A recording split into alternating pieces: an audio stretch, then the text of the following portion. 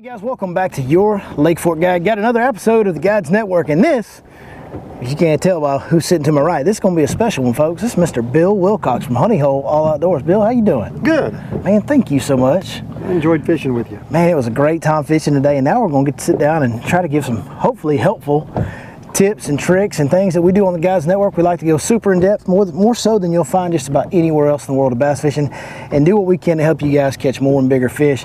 Today's topic, I think it's going to be a good one. It's going to be something that's good for beginners. It's also going to be good for experienced anglers. You know, sometimes we over-purchase gear. Have you ever been guilty of that? I got a whole shop full of it. And I do as well. People walk into my garage and they're like, hey Billy, can I get a rod or two or 10? You know, because they're everywhere. I've got stuff everywhere. But at the end of the day, I remember, and I always tell these guys, I relate to you guys that are weekend warriors because that's what I was. That's who I was. And I remember when I really started bass fishing seriously after I got out of the Marine Corps, I had either 3 or 4 rods. I remember those days. So today we're going to go over minimizing your setups and how you can get the most out of your setup and do any technique you want to with a minimum amount of rods and reels.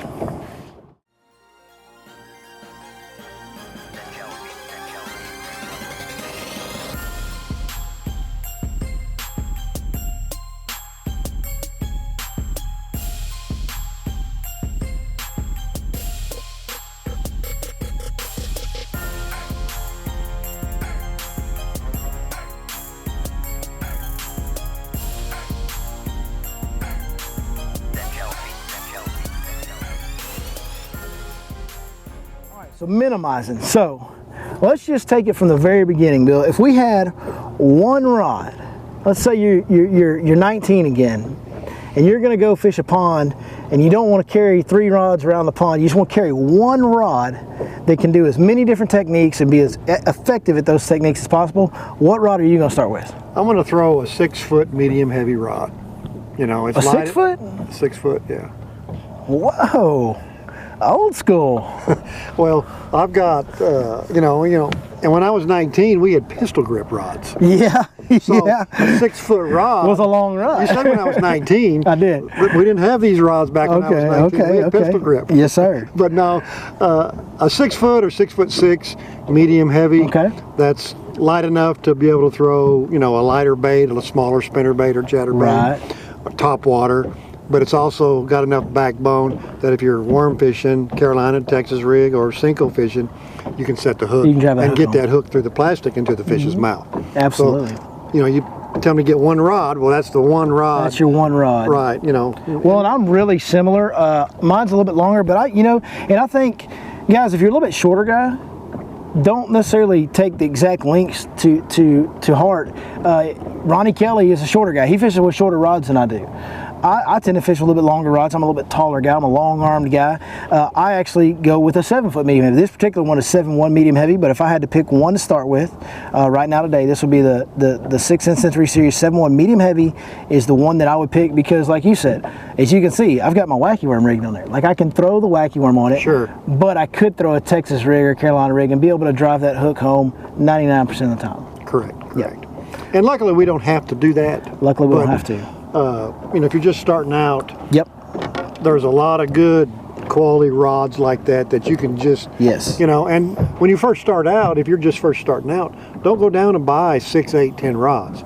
Buy 1 or 2 rods and see how you like them, right, and then graduate from there. Well, that's everything we're talking about. So if you start with one that's a length that you prefer, kind of in the medium heavy. You don't want to get a super long 7.5, 8 foot rod. You want to get somewhere between 6 and 7 foot rod that's medium heavy. That's going to be real versatile.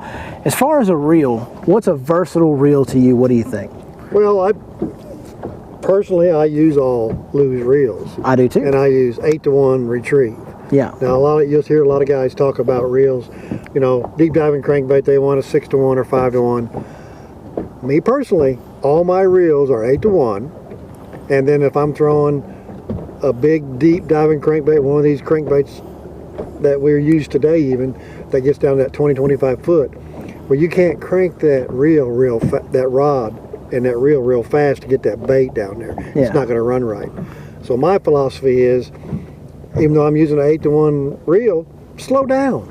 I don't have to make as many turns with my handle. If I'm using a 5-to-1, I'm cranking like this. If I'm using an 8-to-1, I'm going like this. Take it easy. Guess what's easier? Take it easy, baby. You got to be disciplined enough to do that. Right. And when you're in a big school of fish and they're biting real good and you're hanging them, you got to concentrate on don't crank too fast. That's right.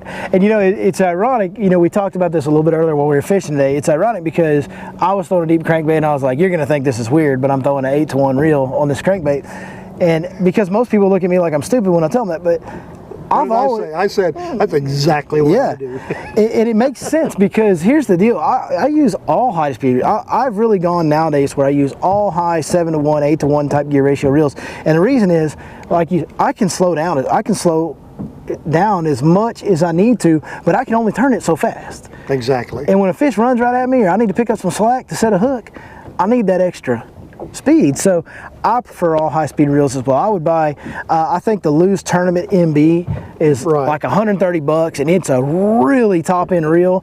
If you want a super nice reel, it's hard to beat the Hypermag. The Hypermag's a really good one. And as much as I fish, I know as you fish too, I've had 0 failures with my Lew's reels, and that's the key that you need to look at too, is the quality and everything. Absolutely. And they've got a great history in their company as far as making quality stuff. It's when I first started fishing, everybody heard BB1. You know what I mean? Yeah, back in the day. You had to have that. That's right. And Lew's has just gone on from there. They have been an innovative, company. They are such a neat company from the very beginning with Lou Childry, and the way that it all went down, they've been very innovative, and they do make a quality product. And to speak more to what you said, yes, I have, being a guide, I have customers of, and you used to be a guide, so you know this, I have customers of all different experience levels. I never know who I'm going to get on a day-to-day basis, and we use this gear as hard as you can use it every single day, 3 at a time, and I have had 0 failures from Lew's myself. So well, that's what you look for, because failures in a tournament angler or a guide is you can't have that. I mean, no, you can't. It costs you money. It does. And you weekend warriors, you get 1 day a week to go fishing in that little 4-hour window. You don't want to be messing with your reels and your rods and your tackle. You want to be fishing. And especially and that's the same way we are. Yeah, in a situation that we're talking about today, these guys that can only afford to have 1, 2, 3, 4, whatever reels it is. Well, if you've got that one reel that you're throwing your chatterbait on and you're catching them on a chatterbait like we were this morning, and then that reel goes down on you, what are you going to do? What are you going to do? You're not going to Mexico fish with waving around a loop. That's so awesome. Well, let's go to rod number 2. So we've got the medium heavy, we've got the 6 to 7 foot medium heavy. Now let's talk about the second rod you're going to own. You want the most versatility you can. You've got the one that's a little bit smaller and a little bit medium heavy. Where are you going next? I'm going to a 7.6 heavy action. That's exactly what I picked out. 7.6 heavy. And we hadn't talked about this. This is not pre-gamed. No. Are you sure you didn't disown me when I was a baby or something? What happened here? I wouldn't blame you if you did disown me, though. I know your mama knows. I'm kidding. That's awesome. You got too much black hair. Too much black hair. But I use a 7.6 heavy action rod, and I'm gonna throw my frogs with it. I'm gonna throw my Carolina rig. I'm gonna throw my Texas rig, and I even sometimes in heavy cover, like pad stems and stuff like that, I'll throw my chatterbait on that. Bam! That is it. On the money. The reason I say the second rod you need to own is a 7.6 heavy is because, simply put, there is nothing we do in bass fishing that will be too big for this rod. Exactly. And we live in a power fishing region. We live in an area where power fishing is kind of the deal. We have a little bit more stained water around here in East Texas, and in North Texas, bigger fish, bigger cover. So we live in a power fishing area. So for me, it's more important for me to have the power than it is the finesse. And there's no technique. I can throw a big swim bait on here. I can punch grass on here, frog, like you said, I can flip, I can do whatever I want to. There's nothing too heavy for that. There's nothing going to outreach it. So that's the second rod that I'm going to own. Again, high speed reel, like we've already discussed that. So, all right, so now we've kind of got a mid to low tier. We've got a high tier. We're going to go somewhere in between. What are we doing next? What's the third rod? Man. Decisions? You want me to go first? Yeah, go first. Okay. So what I'm going to do is I'm going to try to get right in between them. For me, I told you it was 7.1 medium heavy, and then I've got a 7.6 heavy. Well, I like a 7.4 to 7.5 medium heavy with tip. Let me undo this, see if I can put this behind me so you guys can see. If you guys saw my chatterbait video a couple weeks ago, y'all will know what I'm talking about. This is going to be important when it comes to cranking a lipless crankbait or a chatterbait. But if you guys will look behind me, hopefully that rod tip will show up, and you can see the parabolic bend on the end of that rod. Now, it doesn't bend all the way down the rod. A big portion of that rod is stout, but the tip is important. I call that a fast tip is what I It's a fast tip. That's exactly what it says right there. Medium, heavy, fast. And that's what I got right here. Yep. Heavy action fast. That's it. And so that's what I like for chatterbaits and lipless crankbaits, and even some of the bigger square. You know, we got those big square bills now. You know, back in the day, we threw these square bills like this, and we thought those were normal. Now, if you pull a 1.5 out, everybody thinks you got a crappie bait, because everybody's got these big 2.5. So for those bigger square bills, all those type of things like that, I like that about 7.4 to 7.5 medium heavy range.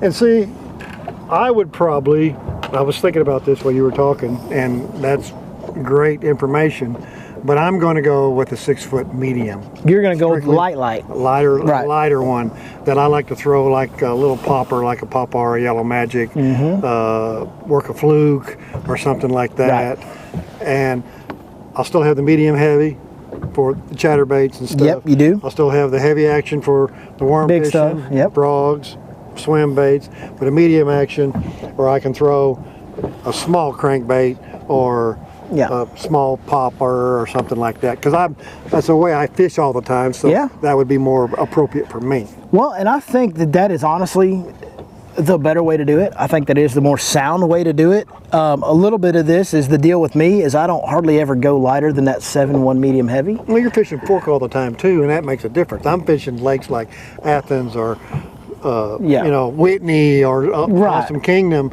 that is clear water, 6, 8, 10 foot visibility. I need that medium action where I can throw that 10-pound test max. Yes. And to get the action I want in my lures. And not break off when you set the hook because you got a big too big a rod. Right. That's one of the most important things, guys, is to match up the correct line size with the rod, because if you're fishing clear water and you have a light rod but you put it on a 7 foot medium heavy rod, it's gonna break. You're gonna break on the hook set a lot, so that's important. But I mean, and part of the deal is too, I can throw lighter baits on this because I've been fishing my whole life. So if you're new and you're a beginner, going the route that Mr. Wilcox just suggested, getting you a medium action rod is going to help you throw these baits a lot better. It's easier to throw. The lighter baits can make a lot better. And also take in consideration the lake that you're going to be fishing most of the time.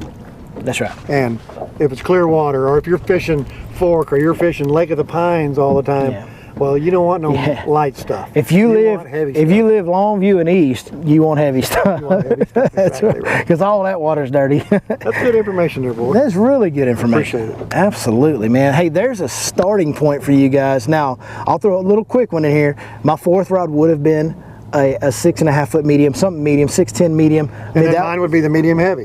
So just right vice versa, that's 4. Yeah. And then my fifth rod would be the big dog. Give me an 8 foot deep cranking, big swim bait. That's my number 5. So exactly. If you've got 5 rods, there's your 5 rods. Now, guys, we certainly hope that this can help you guys. If you're getting started, or maybe you're just tired of your boat deck having 35 rods on it like mine and Ronnie Kelly's always do, and you want to refine that down a little bit, we certainly hope that this can help you. Hey, go check out Lew's Fishing. They will be linked. We both are firm believers in Lew's products. Their reels are second to none. Go check them out. They're linked in the description below. Please do check out 6 Cents Fishing as well. When you do, be sure you punch in that code, Your Lake Fork Guide. You'll get a 10% discount on all orders at 6centsfishing.com. Mr. Wilcox. Enjoyed it. Man, this has been such a cool day. We'll do it again. Thank you so much. All right, buddy. Hey, thank all you guys for watching. We'll see you next time right here on Your Lake Fork Guide.